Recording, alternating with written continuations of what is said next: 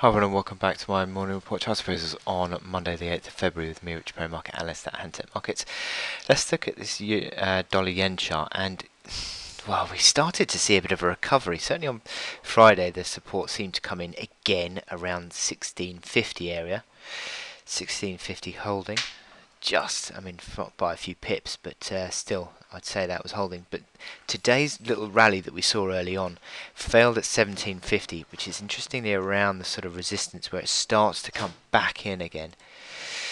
Looking on the hourly chart, you can see this resistance, which, as I said, starts to come back in around that sort of 1760 area, which is where we started to see that old low there, and also the congestion around sort of the rebound that we saw on Thursday.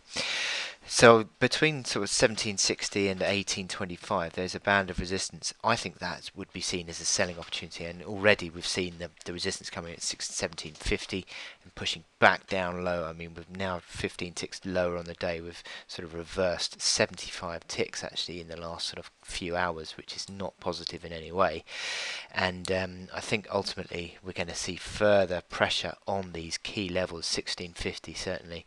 And if 1650 breaks, then you're looking at 1596 initially as that reaction low from January, but ultimately 1550 is the big 2014 low, and a break below that is a massive top pattern. So there's big sort of 100 pips worth of support there, 1550 to 1650, that needs to hold. Otherwise the market is looking really quite bearish on dollar yen, and if that's the case, then we're not looking positive generally across all the markets.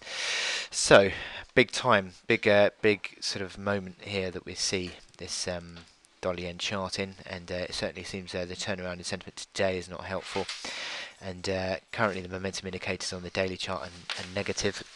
Certainly the stochastics are falling away. RSI has flattened off slightly with the support that's come in on Friday, but certainly you'd argue that there is further downside potential in this chart if these stochastics continue to fall away. That's not positive. And yeah, as I said, in the last few hours the momentum's really started to gear up to the downside again, so just unwinding that move on the MACD lines, isn't it? Stochastics crossover sell signal on the hourly chart as well. These are all negative indicators, so it doesn't look all that great. Anyway, I wish you good luck in your trading on dollar yen today, and I'll speak to you later. Thank you.